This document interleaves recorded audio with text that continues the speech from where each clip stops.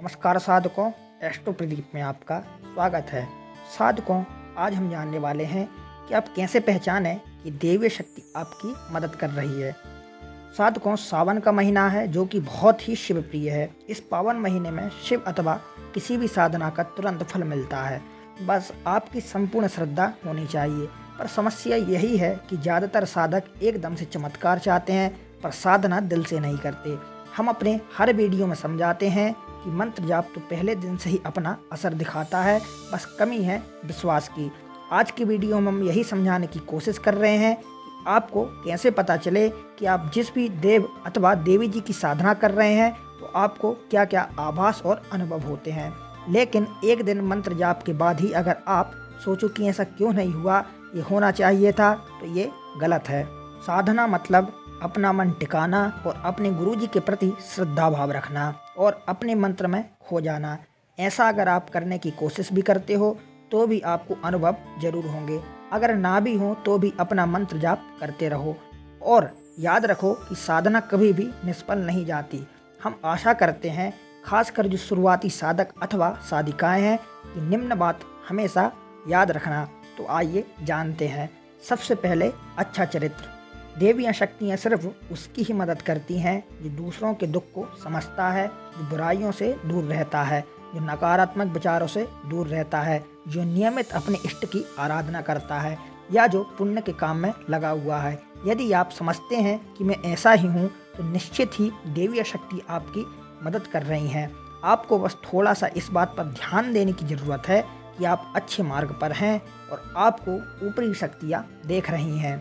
हम दूसरा जानते हैं, ब्रह्म मुहूर्त। यदि आपको आंखें प्रतिदिन ब्रह्म मुहूर्त में अर्थात रात्रि 3 से 5 के बीच अचानक ही खुल जाती हैं तो आप समझ जाएं कि देवीय शक्तियाँ आपके साथ हैं, क्योंकि यही वह समय होता है जब देवी देवता जागृत रहते हैं। यदि आप अपने बचपन से लेकर जवानी तक इस समय के बीच उठते रहे हैं तो समझ जाएं कि देवी शक्तियाँ आपके माध्यम से कुछ करवाना चाहती हैं या कि वो आपको एक अच्छी आत्मा समझकर यह संकेत दे रही हैं कि आप उठ जाओ। यह जीवन सोने के लिए नहीं है, आपको दुनिया में बहुत कुछ करना है।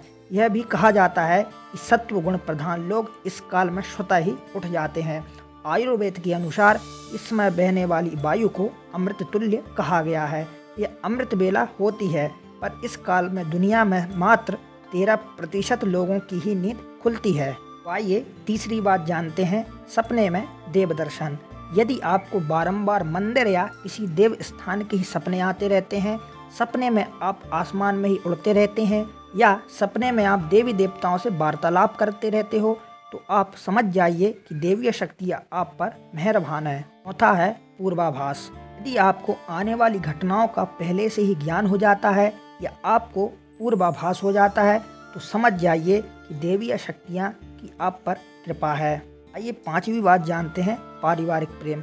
आपकी पत्नी, बेटा, बेटी और आपके सभी परिजन आपकी आज्ञा का पालन कर रहे हैं।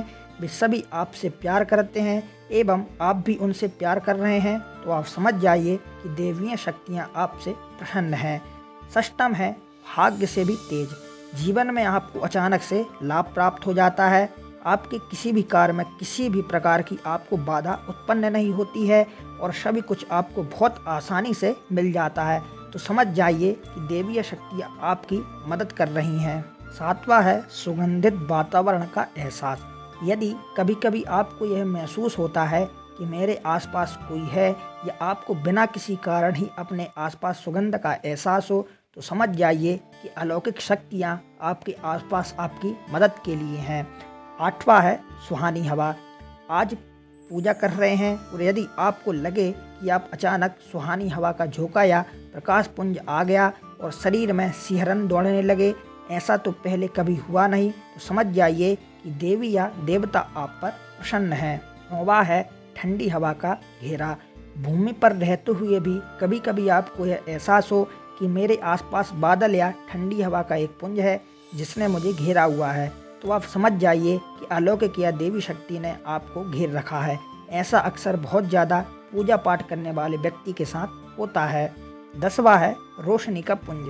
अचानक ही आपको तेज रोशनी या पुंज दिखाई दे जिसकी आप कल्पना भी नहीं कर सकते, या आपको अचानक ही कानों में मधुर संगीत सुनाई दे और आप आश्चर्य करें कि यहाँ आसपास तो कोई संगीत बज ही नहीं रहा, फिर भी वह कानों में सीटी बजने की तरह सुनाई दे, तो आप समझ जाइए कि आप देवी शक्ति के सानिध्य में हैं। ऐसा अक्सर उन लोगों के साथ होता है जो निरंतर ही अपने इष्ट देव का मंत्र जप करते रहते हैं। 11वां है किसी की आवाज़ सुनाई देना।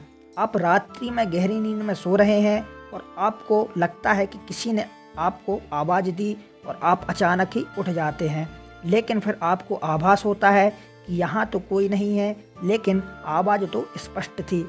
ऐसा आपके साथ कई बार हो जाता है, तो आप समझ जाइए कि आप पर किसी अलौकिक शक्ति की मेहरबानी है। ऐसे और भी बहुत सारे अनुभव हैं जो यहाँ पर बताना मुश्किल है, तो आप कृपया ऐसे अनुभवों पर ही गौर करोगे तो भी आपको बहुत कुछ अपने आप महसूस होगा कि आपका मंत्र जाप निष्फल नहीं जा रहा है।